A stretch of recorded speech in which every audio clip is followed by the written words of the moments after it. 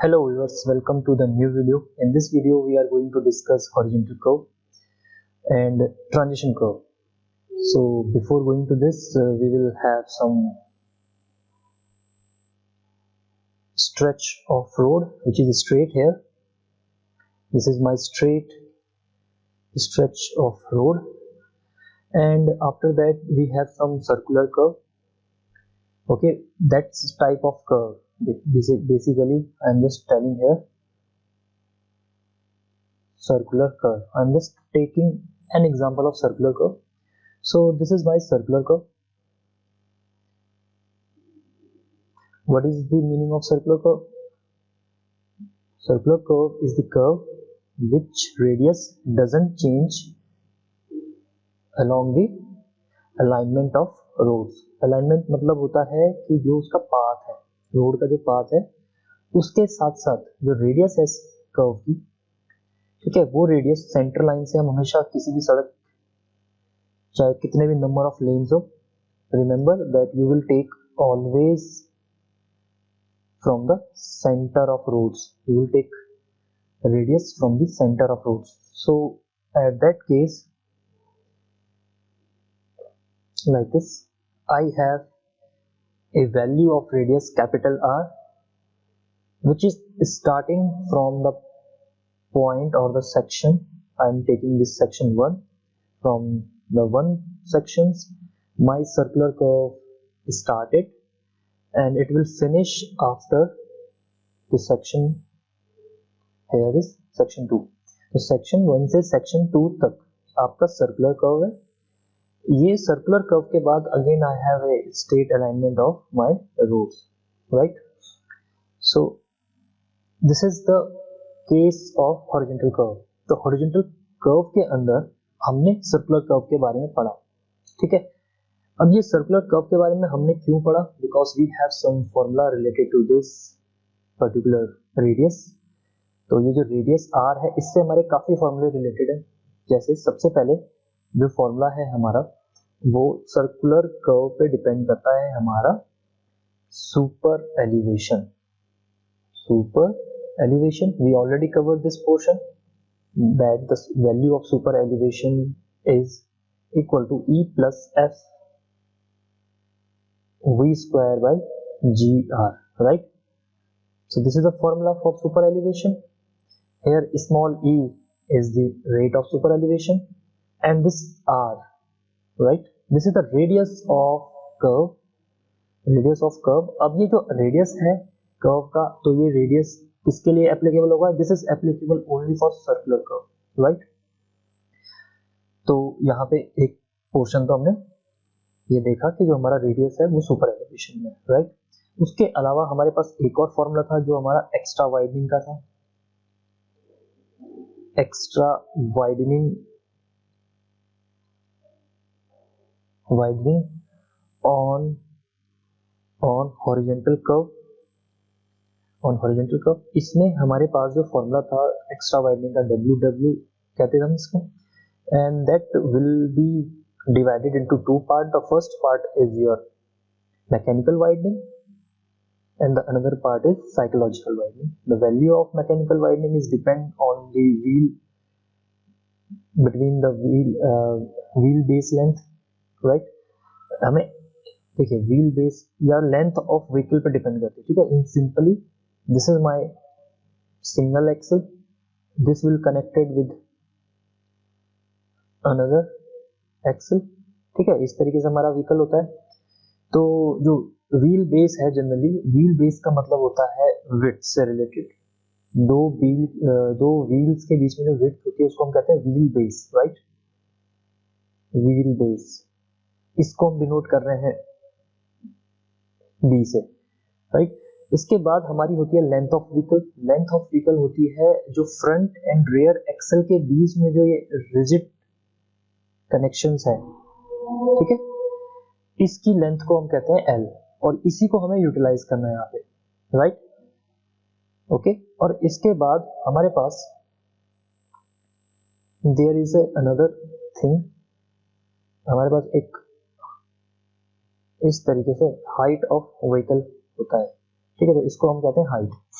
तो हमारे पास 3 डायमेंशंस हैं व्हीकल के, wheel base represented by b और the width of vehicle, height is represented by the small h, and length of vehicle, or we can say the length between the front and rear axle, is denoted by small l. So the value of mechanical widening for this particular is L square upon 2Rn, right? So where L is taken as meter, the value of psychological widening is also here V upon 9.5 under root R. Okay, right? So in this formula you can see that the radius again came here, right? So this radius is the related to your circular curve or is related to your horizontal curve, right? So for this purpose we will understand that how this circular curve will be provided in our horizontal alignment or in our horizontal plane, right? So this is the case where we just discussed about the circular curve when we introduce my circular curve without any transition curve. ठीक है, तो this is the case 1. अब ये जो case 1 में क्या दिक्कत होती है, जब आपने सुपर एलिवेशन की एक वैल्यू निकाली, so you will get the value of small e, और you can say the value of e will be maximum to the 7%. तो 7% आपकी वैल्यू e की आई. सिमिलरली एक्स्ट्रा वाइडनिंग की जो विड्थ आई है वो कुछ मीटर आगे. Let's take an example, and the extra widening on a particular section is according to the length, radius and velocity of vehicle will be here is 50 centimeter, or we can say 0.5 meter. So this is my extra widening, right? So these two are my values, super elevation values and extra widening values. So if I provide these two values on this curve, तो ये मेरे को कहाँ पे provide करनी पड़ेगी? ये मुझे प्रोवाइड करनी पड़ेगी through out this circular curve, right? Because this circular curve starting with this r radius and finish with this r radius, and even this r is the constant throughout this curve. तो throughout the curve अगर r constant है तो इसका मतलब ये होगा जो entry point है that is a first point, और जो एग्जिट पॉइंट है that is a second point. इन दोनों जगह पे ये सुपर एलिवेशन और एक्स्ट्रा वाइडनिंग की विड्थ प्रोवाइड होनी चाहिए, राइट? अब मैं आपको एक्चुअल फिगर बनाता हूँ केस 1 के अकॉर्डिंग. तो केस 1 के अकॉर्डिंग हम काम करें तो हमारे पास E की वैल्यू 0.7 है, साथ में वाइडनिंग की वैल्यू हमारे पास 0.5 मीटर है, राइट? अब मुझे ये वैल्यू प्रोवाइड करनी है. तो सबसे पहले मैं प्लान डायग्राम बना देता हूँ और उसके बाद हम उसका vertical view बनाएंगे. So this is my straight, and after the straight stretch I just introduced its horizontal curve, which is in the form of circular curve because we have the radius r at the starting point, at the midpoint and at the end point, right? तो यहाँ पे मैं इसको starting point कह रहा हूँ 1 को, जब मैं इंट्रोड्यूस कर रहा हूँ अपने व्हीकल्स को हॉरिजॉन्टल कर्व पे, और जो पॉइंट नंबर 2 है इसको मैंने एग्जिट पॉइंट कहा है, ठीक है, राइट? तो इस तरीके से मेरा क्या हो गया, ये एक प्लान है, and this direction must be your x direction and this is your y direction, right? ये क्या होगा, हमारा हॉरिजॉन्टल प्लान है, राइट? हॉरिजॉन्टल प्लेन है. इस हॉरिजॉन्टल प्लान में ये इस तरीके से हमने प्रोवाइड किया. अब E का मतलब क्या होता है? E is the rate of super elevation. E means होता है if the width of this lane is W, or we can say this is a 7 meter, ठीक है? टू लेन है तो 2 लेन की जो width होती है 7 मीटर होती है according to IRC. So according to this E is the rate of super elevation which is here. This must be your W, which is 7 meter in this example, and the height will be, we will calculate the height because my value of small e is 0.07. और जो ये मैंने figure बनाया है ये आपका कौन सा डायरेक्शन है, this is your y direction along the width of road, and this must be your z direction which gives the elevation of the roads. In that case this is my inner side of road. Okay ये मेरा inner side है road, ठीक है, ये वाली जो सड़क है वो इस तरीके से इनर साइड, और ये मेरा क्या है outer side of road, so this must be my outer side of road. अब ये आउटर साइड राइज हुआ है विद रिस्पेक्ट टू इनर, तो कितना राइज हुआ है वो हमें यहाँ पे चेक करना है, ठीक है। तो if there is 7% multiply by 7 metre we will get our answer value of capital E. This is my capital E, right? So value of capital E is equal to 0.49 meter, right? So this E is equal to 0.49 meter. If it is 7 meter then the capital E will be 0.49 meter. और अगर हम इसका जब slope निकालेंगे we will get our small e. तो ये आपको इतना थोड़ा बहुत समझ में आ गया होगा, right? अब आप मुझे बताइए कि 1 से पहले the road behind this entry point, इस एंट्री पॉइंट से पहले जो ये हॉरिजॉन्टल स्ट्रेच है इसमें जो आपका सड़क होगा वो कुछ इस तरीके से होगा, right? This must be your y direction, this must be your z direction, यहाँ पे आपका कैम्बर होगा। So this is your 7 metre, ठीक है। और जैसे ही 1 खत्म हुआ, 1 पॉइंट स्टार्ट हुआ, वैसे ही आपकी सड़क ऐसे होगी। सो डायरेक्टली क्या हुआ, जो आपका आउटर साइड था इस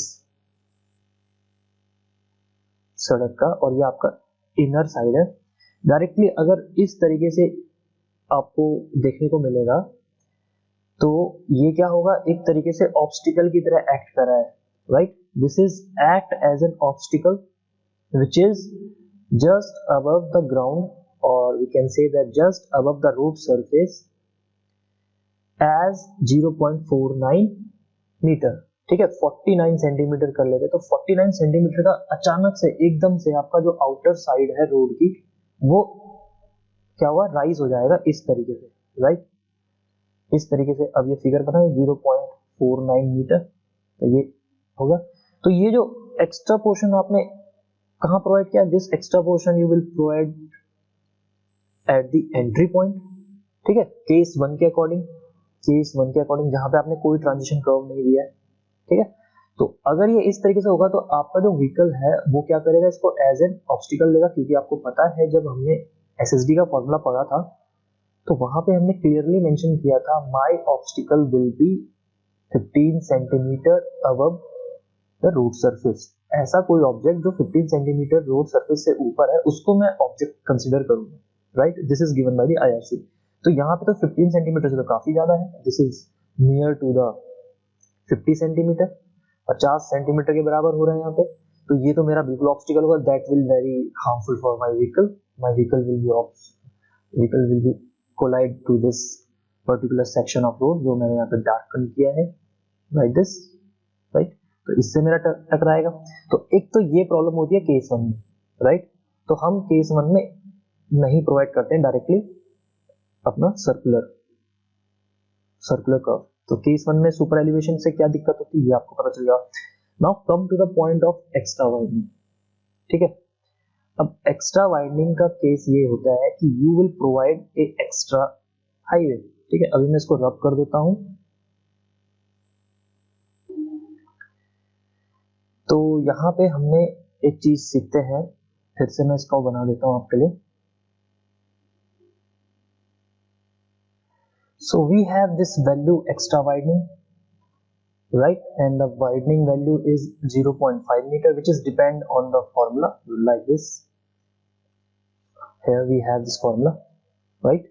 So ये जो formula यहाँ पे है इस पे ये value depend कर रही है, और आपको सिर्फ यहाँ पे ध्यान देना है जो ये depend कर रहा है। अगर आप इसको थोड़ा सा ध्यान देंगे तो आपको पता चलेगा कि ये रेडियस पे डिपेंड करता है, ठीक है। तो रेडियस पे डिपेंड कर रहा है तो इसीलिए ये वैल्यू क्या है, कांस्टेंट है, which is depend on the radius. तो अब मुझे क्या करना है, इस रेडियस के थ्रू जो ये एक्स्ट्रा वाइडनिंग निकली है इसको ड्रॉ करना है अपने सर्कुलर कर्व पे, right? So according to this figure I just provided. अब widening आप कैसे provide कर सकते हैं? We have three cases. outer side में provide कर सकते हैं, इनर साइड ऑफ रोड में प्रोवाइड कर सकते हैं, ठीक है, ये हम ऑलरेडी कवर कर चुके हैं इन चीजों को। इनर साइड प्रोवाइड कर सकते हैं, या फिर इसको 50-50 मतलब both outer side plus inner side में 50-50% डिस्ट्रीब्यूट करके प्रोवाइड कर सकते हैं। For easiness I just take the first one case, ठीक है, आपको बाकी दो केसेस में भी वैसे ही समझ में आ जाएगा कि देखिए यहाँ पे इंपॉर्टेंट जो है वो आपको यहाँ पे समझना है। तो इंपॉर्टेंट ये है कि एक्स्ट्रा वाइडनिंग आपकी 0.5 मीटर आ रखी है, तो ये आप प्रोवाइड करोगे एंट्री पॉइंट से। एंट्री पॉइंट आपका 1 है, एग्जिट पॉइंट आपका 2 है। तो जैसे ही आप सर्कुलर कर्व में एंट्री करोगे वैसे ही आपके पास कितना एक विड्थ होनी चाहिए, extra width, right, like this, and this value is 0.5 metre, right. तो ये जो वैल्यू आपने यहाँ प्रोवाइड करी है इस तरीके से हॉरिजॉन्टल कर्व पे, ये जो वैल्यू है आउटर साइड में प्रोवाइड करी है, ठीक है, तो इसकी जो विड्थ है वो आपके पास 0.5 मीटर है, ठीक है। अगर मैं इस तरीके से प्रोवाइड करूँ तो इससे क्या दिक्कत होती है वो हमें समझना है। तो first problem is I can not take this much width of the roads, मैं इसको नहीं कर सकता। क्यों? क्योंकि मेरा जो लाइन डायग्राम है व्हीकल्स का वो इस तरीके से आके, और I can say it will like came like this and goes use extra widening and then come back to its original। तो ये जो वैल्यू है यहाँ पे जो मैंने हाईलाइट करी है इसको वो यूज नहीं कर पा रहा है, राइट। तो इसको हम यूज नहीं कर सकते। तो पहली चीज तो ये होगी कि अगर इस तरीके से अगर बना भी दिया तो भी वो यूज नहीं हो रहा है, ठीक, क्योंकि मैं यहाँ से डायरेक्टली यहाँ नहीं मूव कर सकता क्योंकि यहाँ पे मेरे पे जगह नहीं। तो फर्स्ट पॉइंट तो ये हो गया। दूसरा एक इंपॉर्टेंट चीज होता है जिसको हम कहते हैं aesthetic view of any structure, और for this case we have a road. So aesthetic view जो हो रहा है सड़क का वो खराब हो जा रहा है, ठीक है। बजाय इसके इस तरीके से प्रोवाइड करना, आप चाहते हो कि आपकी जो सड़क में एक्स्ट्रा वाइडनिंग हो वो इस तरीके से प्रोवाइड हो, राइट, या इस तरीके से प्रोवाइड हो। अब हम इसे रब करते हैं। So if I rub this, तो यहां से क्या हुआ, आपने इतने पोर्शन में क्या हुआ, ये एक्स्ट्रा वाइडनिंग को क्या करा, डिस्ट्रीब्यूट किया लाइक दिस, ठीक है। धीरे धीरे आपने इंक्रीज करा और उसके बाद तो ये एक्स्ट्रा पोर्शन, इस एक्स्ट्रा पोर्शन को आप यहाँ पे एप्लीकेबल नहीं कर सकते in case of circular curve जो डायरेक्टली प्रोवाइड करा, क्योंकि देखिए यहाँ पे रेडियस एंट्री पे आर है तो आपको एक्स्ट्रा वाइडनिंग तो यहाँ पे प्रोवाइड करनी ही पड़ेगी। तो इस रीजन के लिए जहां पे मैंने ये एक्स्ट्रा वाइडनिंग प्रोवाइड करी है फ्रॉम 0 टू, मैंने एक्स्ट्रा वाइडनिंग प्रोवाइड करी है फ्रॉम 0 टू 0.5 मीटर, उस केस के लिए हमें अभी पास एक एक्स्ट्रा स्पेस होना चाहिए सड़क में, ठीक है। उस एक्स्ट्रा स्पेस को हम यूज करते हैं with the help of transition curve, right. तो यहां से आप दो चीजें समझ रहे हो कि ट्रांजिशन कर्व इसलिए इंपॉर्टेंट है ताकि वो एस्थेटिक व्यू ऑफ रोड्स को बना के रखे। ट्रांजिशन कर्व इसलिए जरूरी है ताकि जो ग्रेजुअली प्रोवाइड करे हम extra widening on the highway. Transition curve इसलिए भी जरूरी है so that we will provide gradually our rate of super elevation on the horizontal surface or on the horizontal roads, right। so ये इसलिए जरूरी होता है। तो अब हम पढ़ रहे हैं ट्रांजिशन कर्व, राइट। अब ट्रांजिशन कर्व का मैं डायग्राम बना के दिखाता हूँ। This is your straight stretch and again we have another straight stretch। so this is my x direction and here the y direction। after that we have a transition curve like this,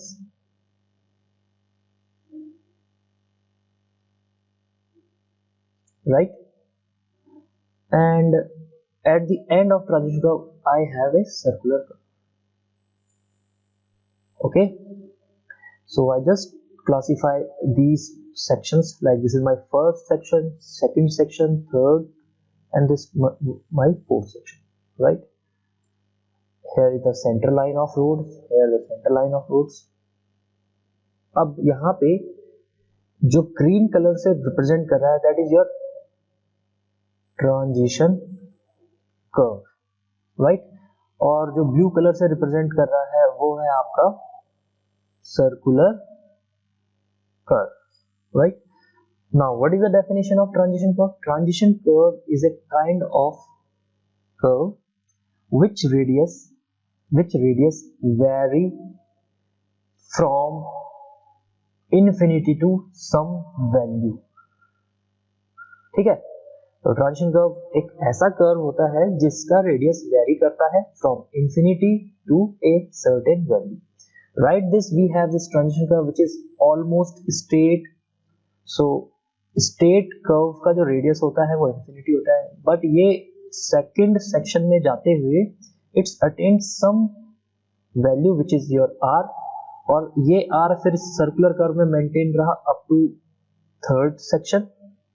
सो अब third section के बाद we have another transition curve which value varies from radius r to the infinity, right? So ये हमारा जो value है, ये हमारा value क्या है? इंफिनिटी वाला वैल्यू है, राइट? सो इसीलिए हम यहाँ पे ट्रांजिशन कर्व प्रोवाइड करते हैं. किसके लिए करते हैं? ट्रांजिशन कर्व हम इसलिए प्रोवाइड करते हैं ताकि रेट ऑफ सुपर एलिवेशन को हम अटेन कर सके. Attainment of rate of super elevation, first point ये है. दूसरा, distribution of extra widening, right? Extra widening. अब ये जो डिस्ट्रीब्यूशन होता है कैसे होता है? Gradual, right? So we will provide our gradual distribution of extra widening, and the second is attainment of super elevation. Okay, so if I draw this figure like that, this is my extra width, ठीक है? तो यहाँ पे ये जो value है यहाँ से यहाँ तक ये हो गई आपकी 0.5 मीटर जो हमने अभी पढ़ा था एक्स्ट्रा विड्थ, एक्स्ट्रा वाइडनिंग की वैल्यू.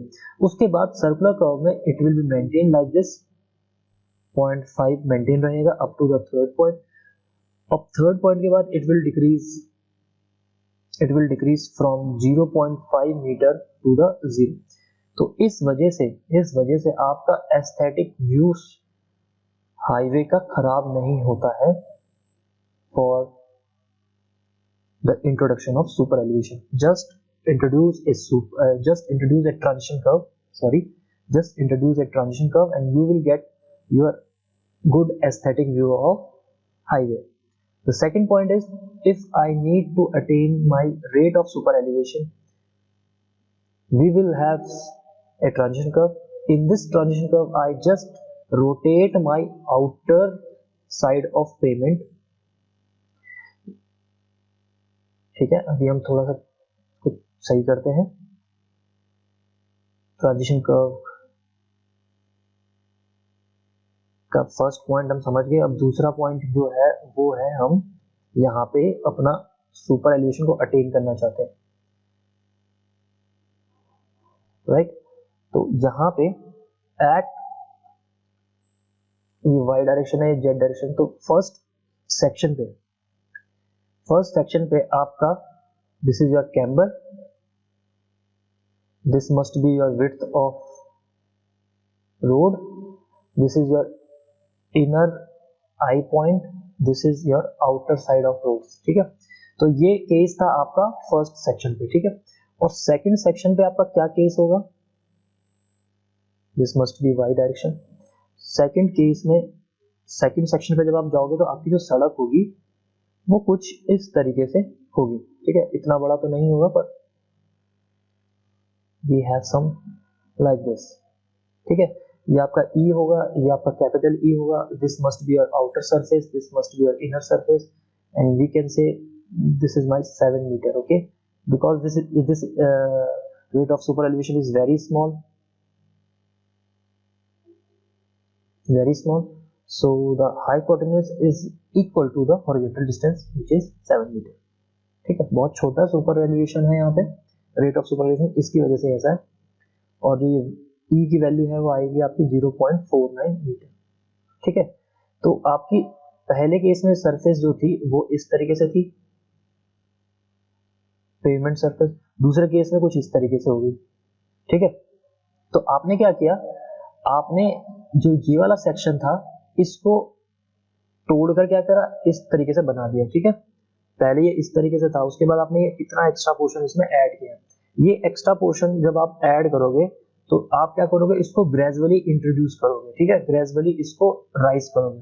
ये जो ओ पॉइंट है यहाँ पे आपका शो हो रहा है, इस ओ पॉइंट को आप ऊपर ले जाओगे इन the direction of Z like this. आप इस ओ पॉइंट को outer side of the pavement will be rise like this. धीरे धीरे करके इसको उठाओगे। कब तक उठाओगे इसको, जब तक इसकी हाइट 0.49 मीटर ना हो जाए। जब इसकी हाइट 0.49 मीटर जाएगी तो जो नया बनेगा वो कैसे बनेगा, आपका इस तरीके से बनेगा, जो कि यहाँ पे आपको शो हो रहा है। तो ये जो हाइट आपने इंट्रोड्यूस करी है धीरे धीरे करके, इसी को आपने क्या करना है, ग्रेजुअली इंट्रोड्यूस करना है। ग्रेजुअली इंट्रोड्यूस करना है in the direction of Z, we can say in the direction of elevation. ठीक है, ऊपर उठाना है। तो उसके लिए ही हमारा क्या है, यहाँ पे ट्रांजिशन कर्व काम होता है। तो धीरे धीरे करके हम क्या करते हैं, यहाँ पे ट्रांजिशन कर्व को उठाते हैं। अब मैं यहाँ पे एक पॉइंट ले लेता हूँ, this is my another point which is represent 4 and 4। अब अगर मैं देखो 4 जो पॉइंट है, this is the between of first and second point. First point आपका ऑलरेडी बन चुका है, सेकंड पॉइंट आपका यहाँ पे, इसके बीच में कहीं पे, इसके बीच में आपका क्या आ रहा है, फोर्थ पॉइंट आ रहा है। तो सबसे पहले मैं एक्सिस ड्रॉ कर देता हूँ, वाई एक्सिस, जेड एक्सिस। तो फोर्थ पॉइंट कुछ इस तरीके से होगा, जहां पे अभी मैंने फोर्थ पॉइंट क्या लिया है, सेंटर ले रखा है। ठीक है, centre of first and second section. तो ये मेरा इनर पॉइंट होगा, right, this must be my outer. तो फर्स्ट पॉइंट में तो ऐसे था, ठीक है, और फोर्थ पॉइंट में, सेकंड पॉइंट में जाते जाते ऐसे हो गया, पर ये मेरा क्या है, फोर्थ सेक्शन है। तो यहाँ पे ये डायग्राम आपने इस आउटर साइड को इतना रेज कर दिया कि ये यहाँ पे तक आ जाए। ठीक है, इस तरीके से आ जाए। हालांकि आपको ये बहुत ज्यादा दिख रहा होगा, पर ये इतना ज्यादा होता नहीं है। तो इस तरीके से ये आ जाए, राइट, अभी भी क्योंकि यहाँ पे ई है। तो इस तरीके से आप क्या कर रहे हो, आउटर सेक्शन को इंक्रीज कर रहे हो।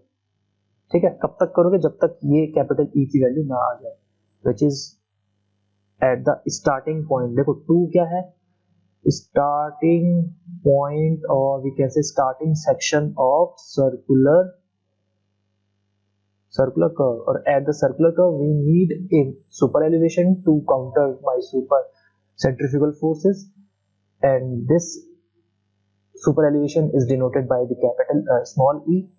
तो राइज कितना हुआ, कैपिटल ई राइज हुआ, स्मॉल ई आपका रेट ऑफ सुपर एलिवेशन है। वो मेरा स्टार्टिंग में ही, सर्कुलर कर्व के स्टार्टिंग में ही मिल जाना चाहिए, और वो थ्रू आउट रहेगा सर्कुलर कर्व के, जब तक सर्कुलर कर्व खत्म ना होगा। सर्कुलर कर्व खत्म हो रहा है थर्ड पॉइंट पे।